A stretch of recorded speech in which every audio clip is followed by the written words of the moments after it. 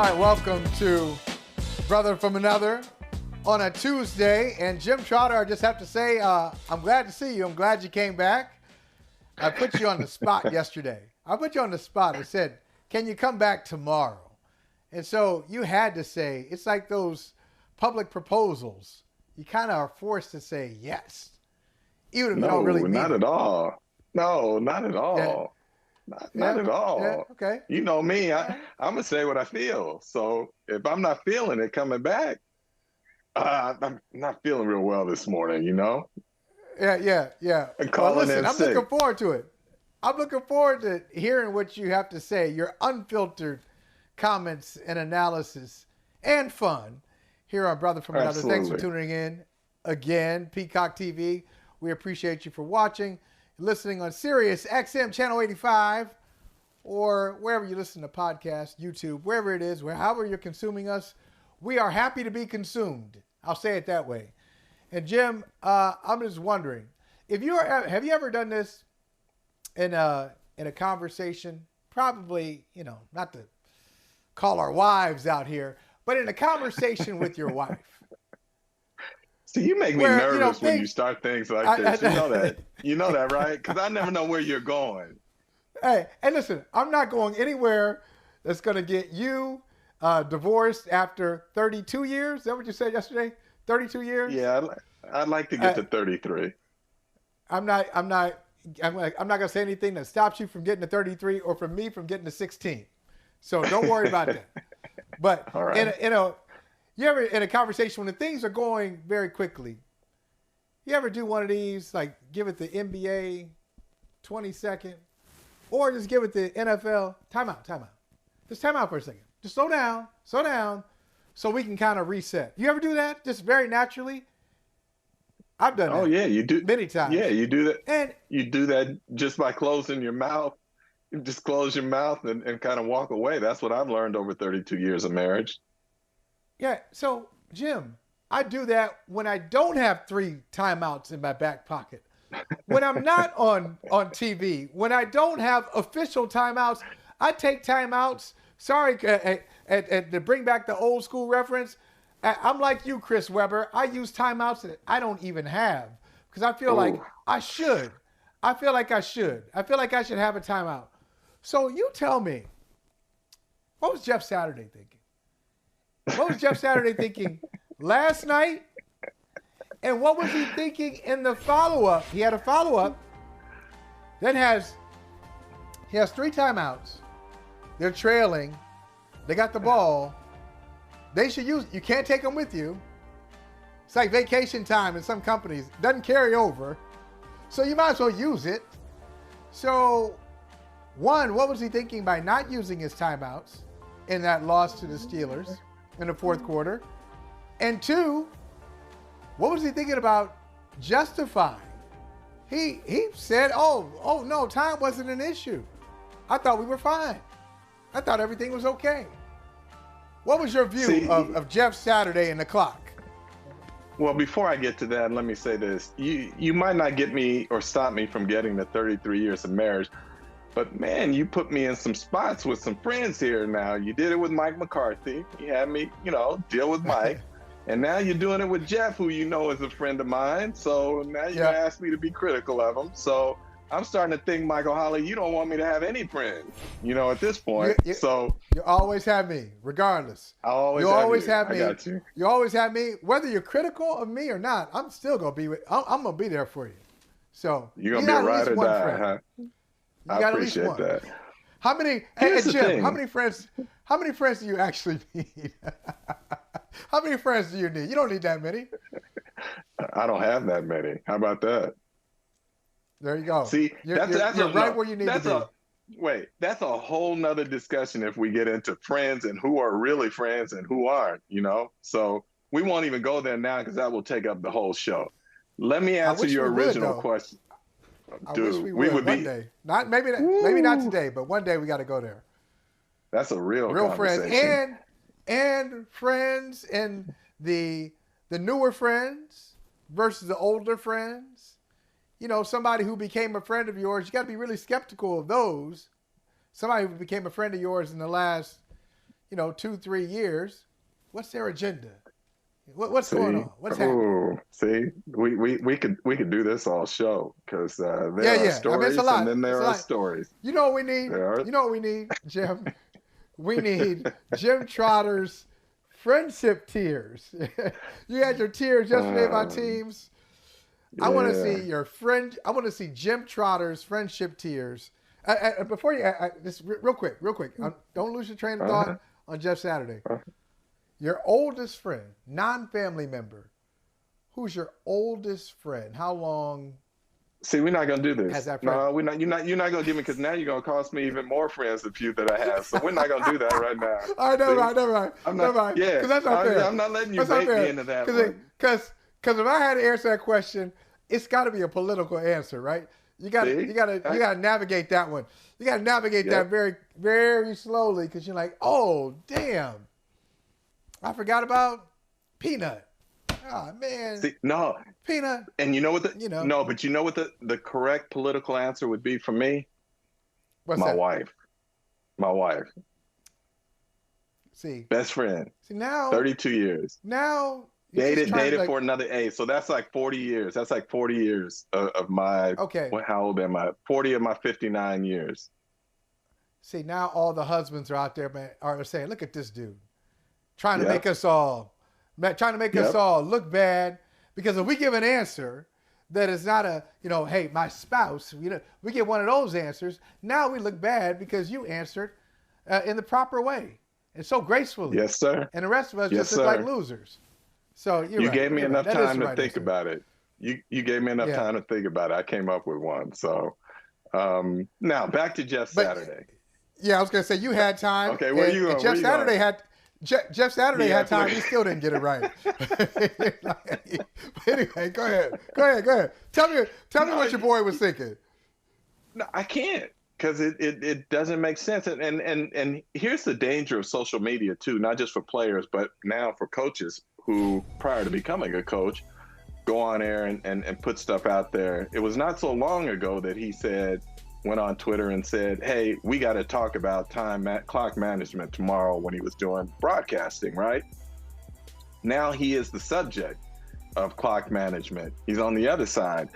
And I will say this first off, it is a lot harder when you are in the fire than when you are not, right? It is easy for us to sit back here and second guess, right? So I'm trying to 100%. keep my friendship with him. I'm trying to keep my friendship 100%. with him while telling the truth, okay? But here's the thing, Michael. If we go through the entire season, every week we say this about coaches and clock management or game management. Even in the Tampa Bay game this past Sunday, Todd Bowles says he didn't want to take a chance with where they were at on the field because there's a possibility of an interception, knowing that his quarterback is Tom Brady, who hasn't thrown an interception since the dawn of time, and you have a chance to win that game in regulation. So Look, I'm here to tell you, in hindsight, Jeff made a huge mistake. We were questioning it in real time, but in hindsight, he made a mistake. But so many coaches have done this. And right. I almost tweeted last night that there should be a course for coaches on clock management or game management. But even then, I don't know that it would matter, because when you are in the fire, man, life comes at you fast. And it's hard sometimes to make the right call under those circumstances. But, I think it is a skill that can be learned. Yes, and agreed. Like some people, all right, let's say the 2% of coaches who just have it instinctively. They got it. They got a clock in their heads. They don't need any training on it.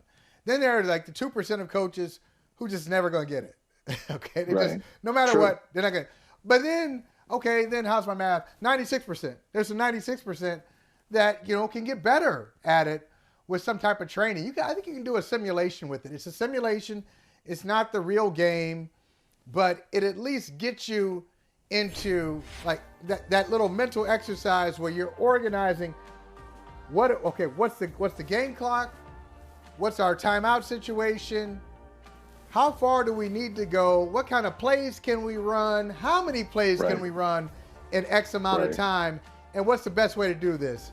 And you don't have to figure it all out by yourself. That's the crazy thing about it. And I guess I'll never understand why certain coaches struggle mightily at it, because it's not like you've got to think for the defense and the offense. You got an offensive coordinator, you got a D coordinator, you got a special teams coordinator. You're the head coach. You're just dipping in. You got the 30,000-foot view. So you should be the one. But let me ask you this. Who should be a little more slowed down than the OC, right? Right, but let me ask you this. There is an element of self-awareness here, and there is an element of accountability here. And if you are a head coach who can say to himself, this isn't a strength of mine, right? My strength is leading and getting men to follow, right? All those sorts of things. But game management or clock management isn't necessarily my strength. Why not have somebody on staff in an industry, in a multi-billion-dollar industry, and where there is so much detail and focus on so many layers of this game?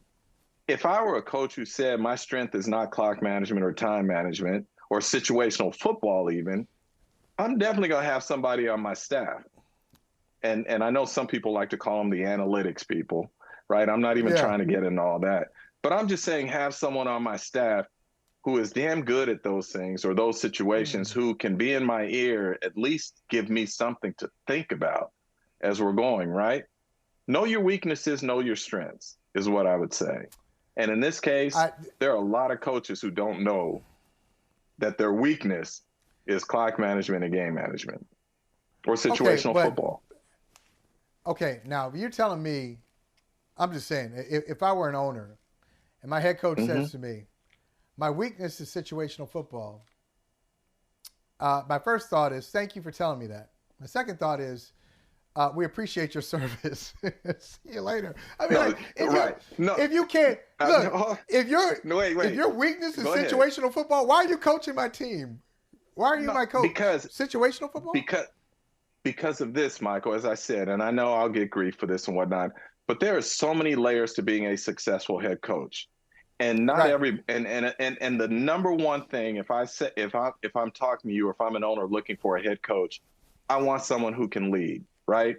I want someone who can motivate, get their players to follow, all of that.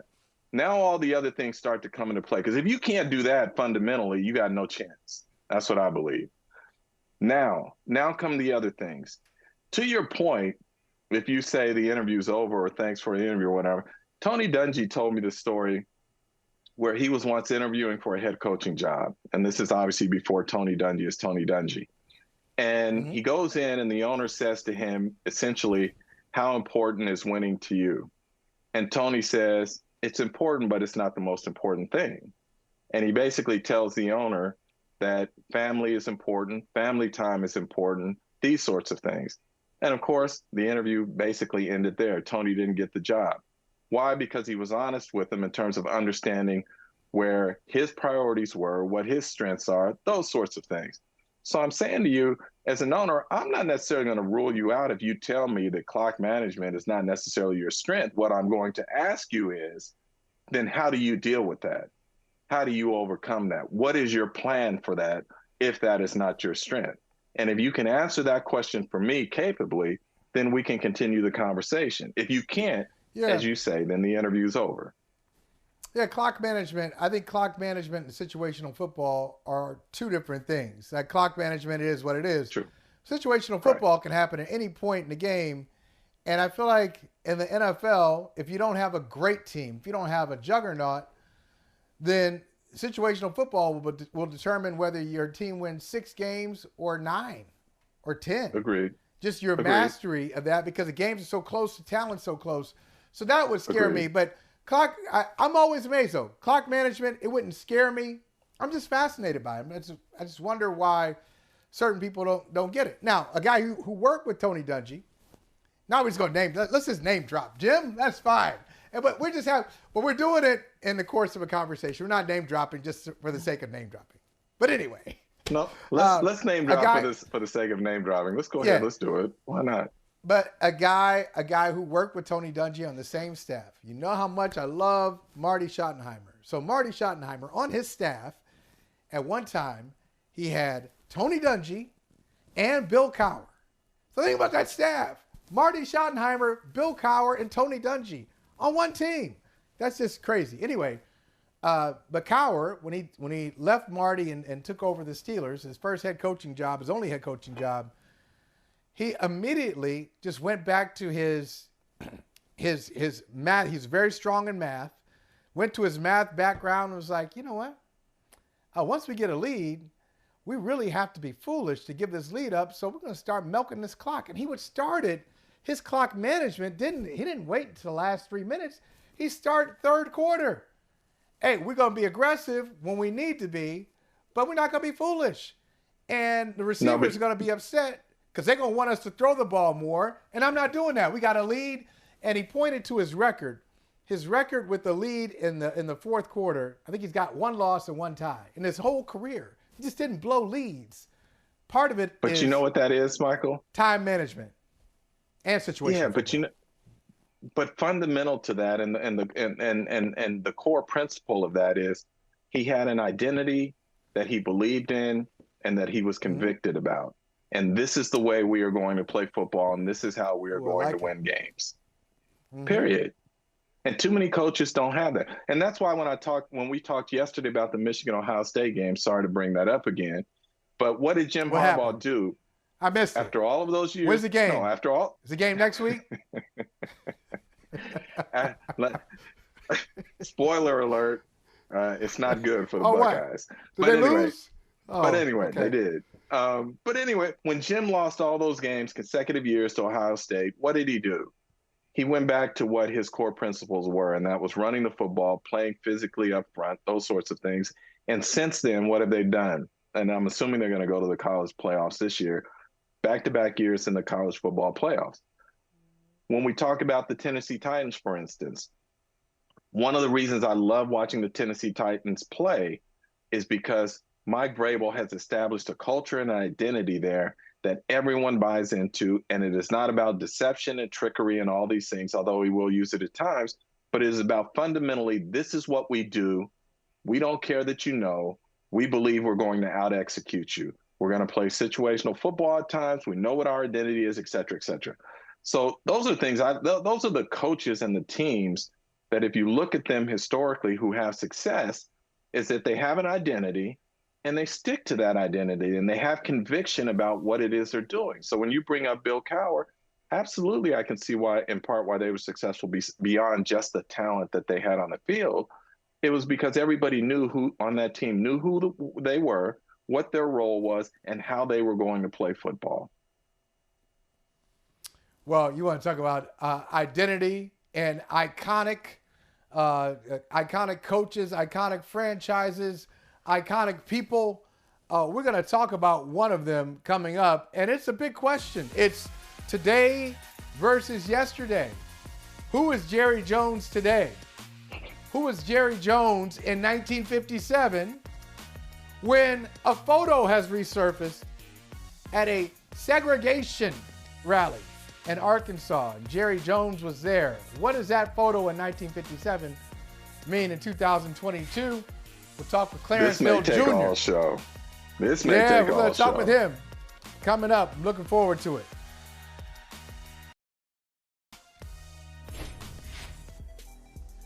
All right, I referenced this just a couple minutes ago. Jerry Jones, as you know, owner of the Dallas Cowboys and has been the owner of the Cowboys for a very long time. When you think of the Cowboys, you think of a lot of things. You think of their logo, you think of their fans, you think of Jerry Jones. And so a story came out. The Washington Post has done some great reporting on race and sports and the NFL. And one of the photos was of Jerry Jones as a 14-year-old. There it is. Jerry Jones is a 14-year-old in Arkansas at a segregation rally. And obviously the picture in a lot of ways speaks for itself, especially look at the principles of the picture. But then off to the side, there's young Jerry Jones. And a question has come up, what was he doing there? What was he thinking? What was his position?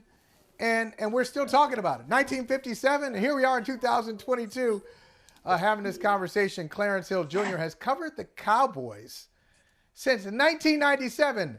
By my math, Clarence, that's 25 years of dealing with all sorts of Cowboys drama.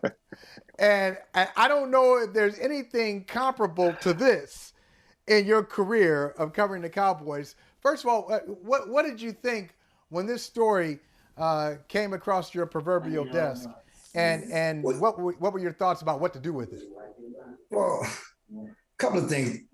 The picture it's not the first time the picture surfaced. This is just a resurfaced picture that the Washington Post, obviously this story, they're doing a story on race and NFL and owners and minority hiring. And they use this as a jumping off point for the story and draw conclusions on Jerry Jones's impact on race and NFL. And so I would say initially, just from my dealing with Jerry Jones, I don't think the picture has anything to do with how he runs the Cowboys and how he handles business with the Cowboys and in regards to minority hiring. Seeing the picture, though, certainly it's startling and disappointing. I grew up in the South. I grew up in Texas. I know what that picture means. My parents are roughly Jerry Jones' age, a little older than that. And so we can see all of that. We know what that means. And it was disappointing to me that he initially said that he was just a curious kid and didn't know what was going on.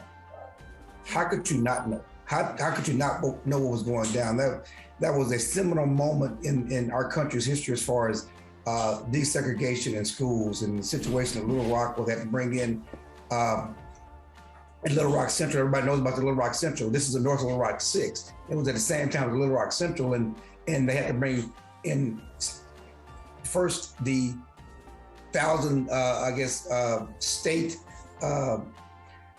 guard had blocked students from going to Little Rock on the first day of school. This was 5 days later at Little Rock Central when these other 6 students tried to go to Jerry Jones' school. And so to me, to say that you didn't know what would happen or what could happen and you were just curious, well, you may have been curious, but how could you not know? And that's part of it, Clarence, right away that got me when I saw it, because I said, now I know every other quote that follows that, I'm going to have a hard time believing. Because what do we know about that time in history? This was a major issue in the country, in particular in Arkansas. The story was all over the local news, the state news, the national news. In fact, Jerry acknowledges in the story that his head football coach had told the players not to go because there could be trouble there. And the other thing is, if you were so curious, it wasn't older white segregationists who were up at the doors blocking those students from going in. Look at the picture, it was all students. So for me, that was the hard part in terms of accepting that. But having said that, I'm not even trying to hold Jerry Jones accountable for that. It's what's happened since then. And what I found fascinating in this story was that Jerry acknowledges that he has the power and the influence to make change in the NFL as it relates to diversity, equity, and inclusion. And so my question to him would be, why haven't you used it? If you have that power and you believe in these things, why haven't you used it? And Clarence, you would know better than anyone, having covered this team for 25 years and knowing Jerry the way that you do. I would ask you, why hasn't he used his influence to make change? Because Jerry does not want to be a change maker as it relates to race. He wants to be Why? a change maker. He wants to be a change maker as it relates to money. And he, out of his own words, every decision he makes is about business. His hiring practices, he has not hired a black coach or not hired a black coach because of money. Or because, of race. He's hired a guy because who he thought was the relationship-wise or was the right person for the team. And even going back to the anthem protest, which I wrote before, his issue was not necessarily the protest. His issue was it was hurting my business. And he has, in every decision he makes in his mind is about helping his business or helping you do business. So he will point out that I support my players, my black players. They all support me, from Michael Irvin to Emmitt Smith to Deion Sanders to Nate Newton. I have made them rich. I have advised them business-wise, and I do whatever I can to, his words, to help them, give them influence to help their own causes, help their community. That's his mindset. Just a backdrop. Now, I just want to put a couple of backdrops in there. Because we can kick his butt for what he did or didn't do or hasn't done. All this is nuance. Charlotte, his daughter, went to Little Rock Central on purpose because she wanted a diverse upbringing. This is the same guy that was, with the North Little Rock 6, but his daughter went to Little Rock Central, went to high school Little Rock Central. The Cowboys do have one of the most diverse coaching staffs in the NFL right now. If you look at the sheer numbers of minority, they have the only coaching staff with all Black staff of strength coaches.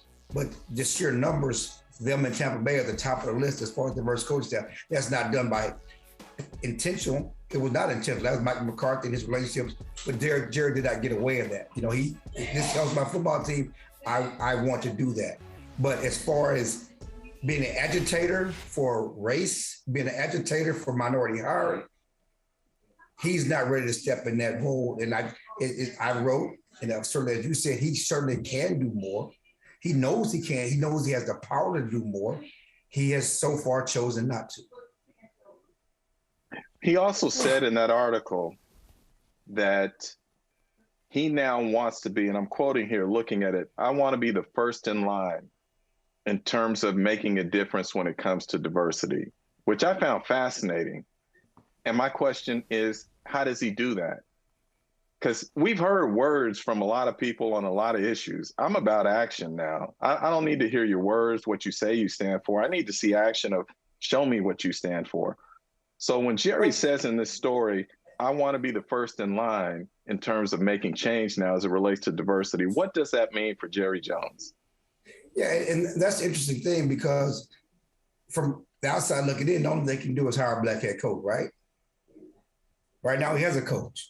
He's not getting ready to make a coaching change. We don't think, of course, that could happen. That could change depending on how they end up in the playoffs. That's right. That could happen soon. That could happen soon. But, he has Will McClay there, who's his de facto GM, who's the lead scout. I talked about, the numbers of assistant coaches in the pipeline, who have opportunities to grow from here and become head coaches. Certainly, they do a lot of things within the community as far as minority internship program for local coaches. They're doing some things. Again, that is not a intended or intentional thing, but it's people in the organization. They have Juneteenth off now, but it's a holiday. They have a Black employee network. They have a lot of things have come up since the George Floyd. They have a Black employee network and different things like that. But again, can he influence other coaching openings, other coaching? Can you put coaches in position to get jobs? That's what you want to know, because again, until it comes to the point where he needs to hire a coach and he takes that step, we won't know. It is just work. Here's my thing, Clarence. Can I say this real quick, Michael, in part? Go ahead. As you say, for me, as I look at Jerry, and I clearly don't know him as well as you do, although I do know him, relationships are transactional to him. That's the way I view it. It's not personal, it's not emotional, whatever, it's transactional. What can you do to benefit me? And particularly, what can you do to benefit me from the bottom line? So from that standpoint, that's troubling to me. And even going back, and this, Clarence Shellman, the former running backs coach of the Cowboys, who once said on the record that another team was interested in hiring or interviewing Clarence to become an offensive coordinator. And at that time, where teams could block interviews, Jerry never told Clarence that another team had reached out to interview him for a offensive coordinator position. Why? Because if Clarence were to leave, Jerry thought it might hurt his team. At least that's how it's been explained to me. Oh, no doubt. So, no doubt. Having said that, here's what I would say as we talk, and I'm trying to move this forward, because again, I'm not focused on 57.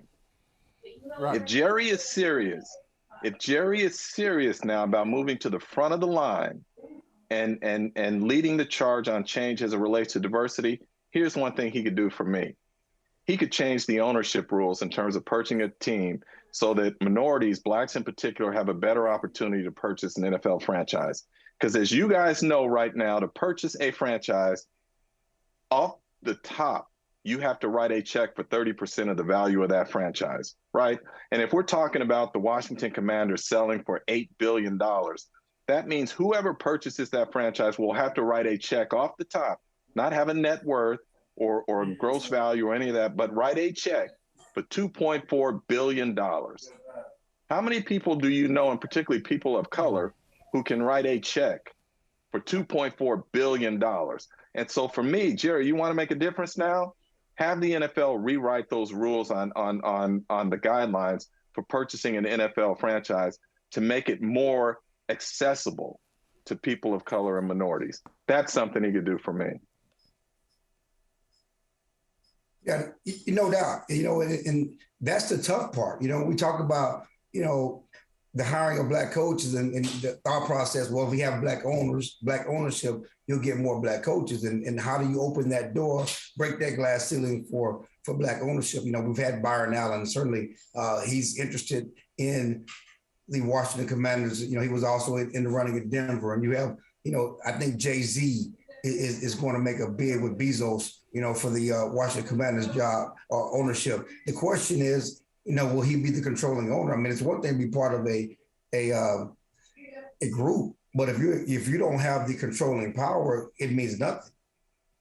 Absolutely. And that's why every time I hear this brought up about Jay-Z or other entertainers, whatever, I don't want to hear it.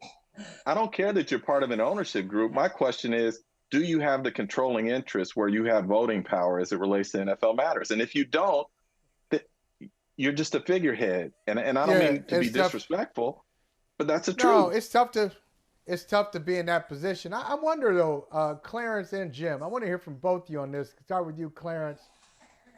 What are we to do? Jim, you said you want to move it forward. Got it. We're moving it forward. But what are we to do with this? What are we to do with situations where, whatever it was from their past, somebody in their past, whether they're 14 or 24 or 34, they had something that gets your attention. And then here they are in the present day. Are we to hold them? Are we to dig more? Are we to push back? Are we to push more on why they were in that controversial position?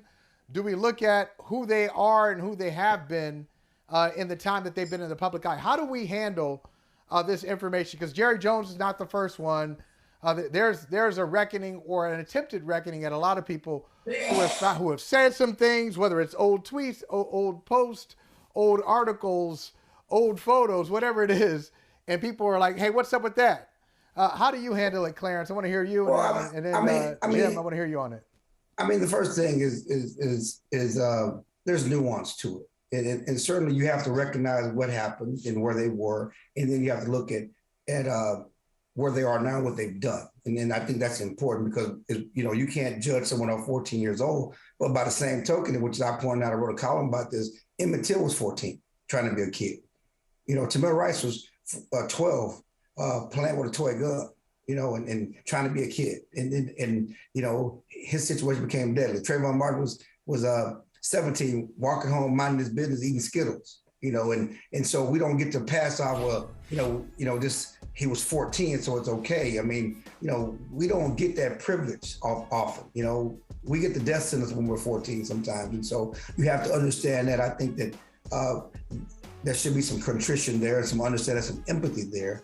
But again, you also have to recognize who they are now. And I think that with anyone, whether it's Jerry Jones or anyone else, what have they done? How have they contributed? How have they changed their lives?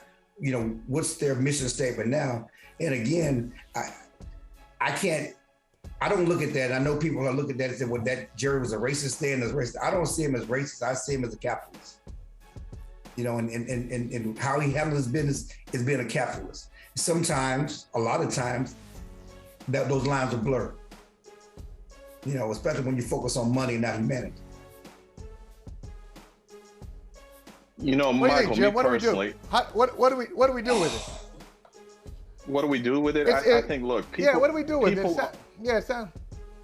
Good. People are allowed to evolve. And what I'm looking for when we talk about people such as Jerry Jones is What are they doing now? I'm not going to forget what happened in the past. As Clarence said, there's a nuance to it. But when I look at Jerry's behavior, when I see someone who will put money over people, who will put profit over people, that's disturbing to me. I mean, the things that were going down when Colin Kaepernick took a knee and Jerry threatened his players, said anybody who takes a knee, they're going to be out of here, basically.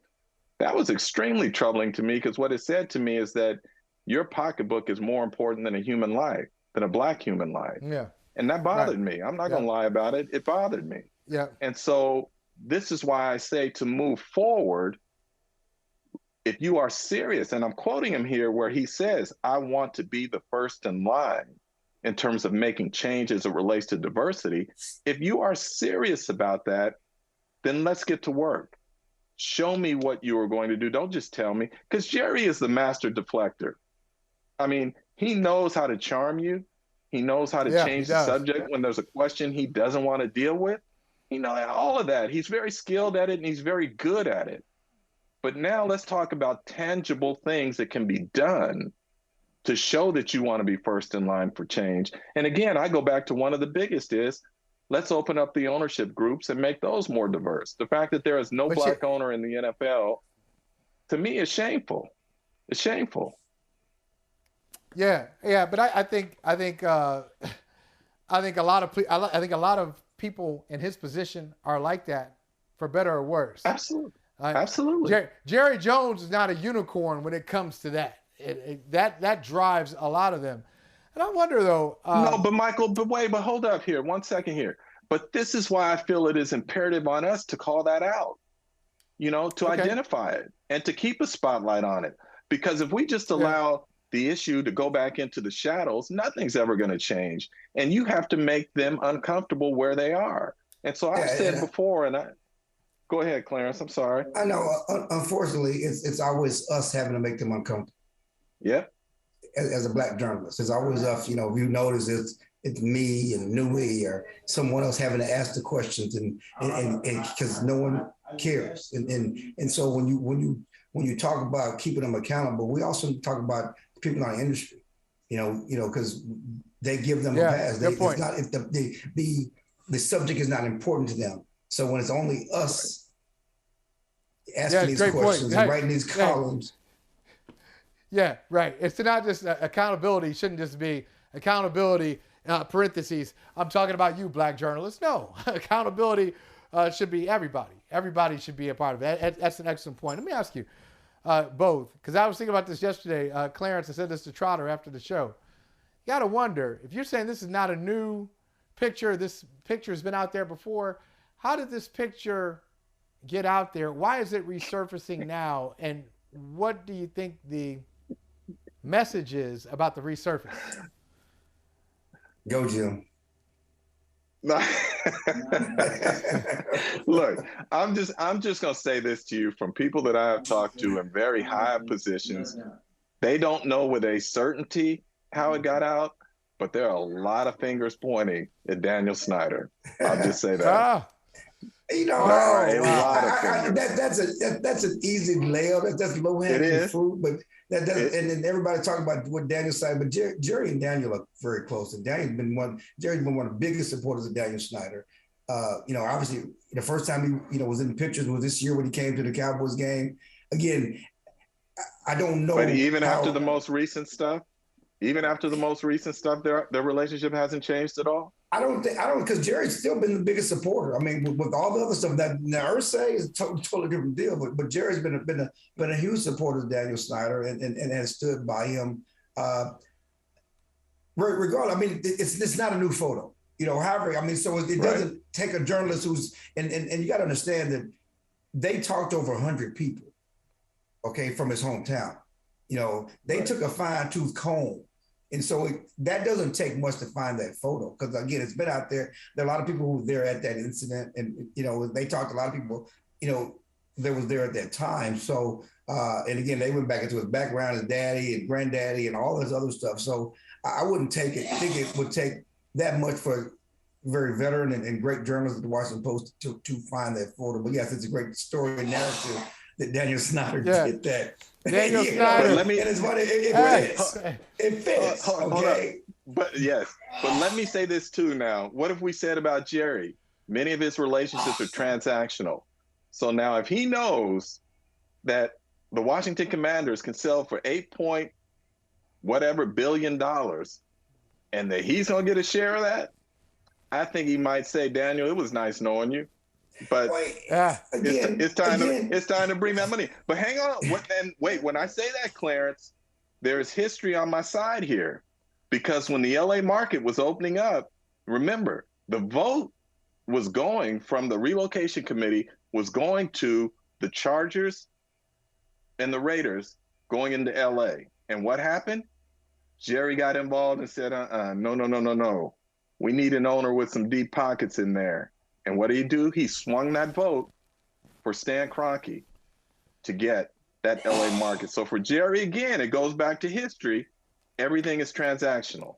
Oh, it is. And he's part of that market because he, does the concessions at the stadium. And, it's funny that Jerry makes so much, that he makes so much money on the other stadiums. But I mean, that's, again, I love the story. I love the work that they did. I just don't think you can take that photo and say, this is why he has not hired a black coach. Yeah, I think so. I think it's a leap. It is a leap to make that connection from 1957 to 2022. In that particular case, I think so. But let me ask this. Final word, Jim. No, it's just I'm not saying that you. Then we got to go. I'm not saying you can make that leap, but I'm saying, can you also not say that somehow how he grew up and where he grew up hasn't influenced his decision making today in some way? Ooh, I just want to be clear on that. No, but that's all of it. That's all of it. It also has the influence on how he relates to people, because he grew up around a lot of black people, which is why he's great with his players and they love him. He knows how his dad was a damn, ran a circus in the grocery store. He's a seller. All those things, yes, everything he grew up with impacts him today. But again, I just think that photo and him being there as a curious kid, whatever you want to call it, is not why he has not hired a black coach.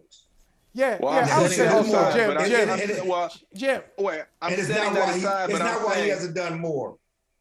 Right, but Emmitt Smith and Dak Prescott sure had to go through some stuff to get the money that they deserve, and I can remember another quarterback there who didn't have to go through it. Because it's always about business, but they got their money. I don't remember Tony having to jump through those hoops that they had to jump through. Am I wrong? All I know is, listen, I was there. I agree, but the money was certainly different then than now. I mean, you still understand how the money is jumped, but Dak got all of his money, and he got the best contract ever because he only signed a 4-year deal. He's going to get paid again. Right. Zeke got all his money. Zeke got all his money. They got all their money. No, I didn't say Zeke. I said Emmitt. No, I agree. No, Emmitt had to go jump through hoops to get his money, and Michael did too. But again, you talked to Emmitt today, and he went in Jerry's office and learned business from Jerry Jones from the beginning of his career to the end of his career. And he swears by Jerry. I would say also, Jim, just to answer that question, and then we'll put the music on, because Clarence, you've been very generous with your time, but we got to go. We got to pay some bills. I would say all of us are products of who we were around, and our geography and economics. All those things contribute to who we are today. The question is, and nobody really can answer this, the question is, to what degree? So I can take the extreme. I could, if I had been around people who were extremely negative and destructive, to what degree do I absorb that and then display those behaviors today? Or the opposite. If I had been around a bunch of, Harvard professors, do I too become a Harvard professor by osmosis? I don't know. I don't know how it works. How do you do the ratio? What's the calculus? To what degree does your background and what you saw as a 14-year-old or 15-year-old factor into who you are today as a Jerry Jones? What's he, 80 years old, almost 80 years old? 80, how does it factor in? Yeah, I mean, I think that when you live a long life, you've had a lot of life experiences that that impact who you are. I mean, I grew up in a small town in Texas, population 2,500. I've been in a city in Dallas for more of my life than I was in a small town. I still have some of those roots, but I'm more of a city boy now. I have, I couldn't go live like that anymore. So, I mean, I think that's with everybody. I mean, this could go on because I always talk about Kyrie and everybody, not Kyrie, but Kanye, Yee. Everybody talks about, well, he's been impacted because his mother died, and that's why he do. I mean, I know a lot of people whose mother died and parents died when they were young, and they didn't go off the rails. Right. Everything that we do influences our life. You still have to be an adult and be accountable to your own actions. Yeah. Well, Clarence, hey, man, really appreciate you. Thank you for bringing some context to this conversation, contributing to it in a major way. Always good to catch up with you. We'll talk to you soon. Appreciate you guys, man. Thank you for my love you, Chill, man. Visit. Appreciate you. All right, guys. Thank you.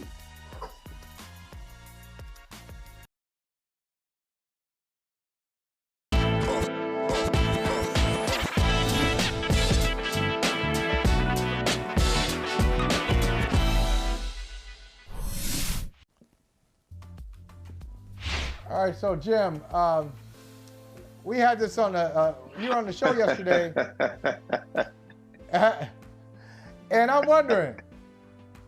So, commenter with a very interesting handle.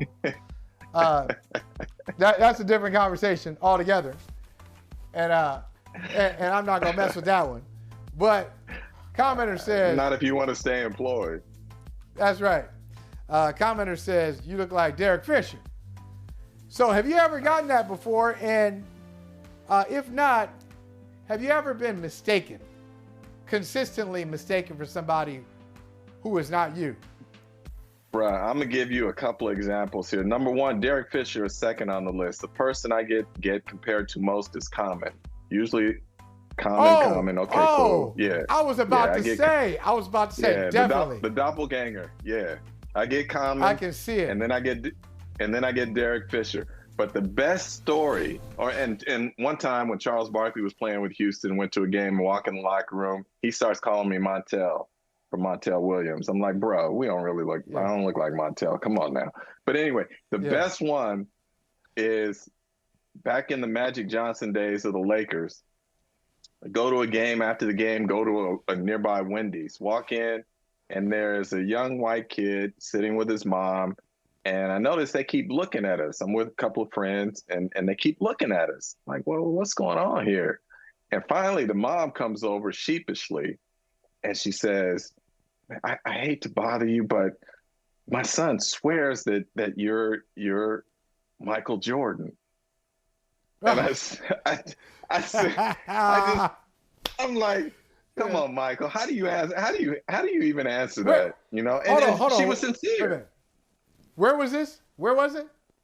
This was at a Wendy's in Inglewood after a Lakers game. Okay, first of all, don't you what kind of Jordan fan are you? Why would Jordan be at Wendy's?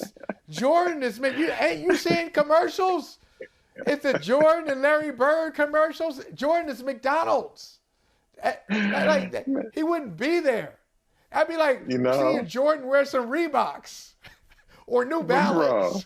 Come on. You don't know Michael. Come on. That kid should have been yelled at. Because you gotta think about where you are. I'm in Wendy's. I see Michael Jordan going up there to pay for his Wendy's. She obviously clearly does not know Michael Jordan. But I'm like, I feel bad for her in a way because she was sincere. She was nervous and came up. But I'm like, really? Really? I'm like, no, I'm not Michael Jordan. But the comment is a good one. Can you rhyme a little bit? You got any skills? No.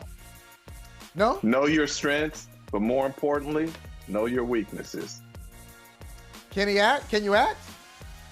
Yeah, I think I can act. Okay. I think I can act. You got connection? By the way, I'm watching this USA-Iran game. We're about to win it, I think. See you tomorrow. Hey, thanks for watching Brother from Another on YouTube. Make sure you hit subscribe before you leave, and be sure to watch us 3 to 5 p.m. Eastern Time on Peacock. Appreciate you.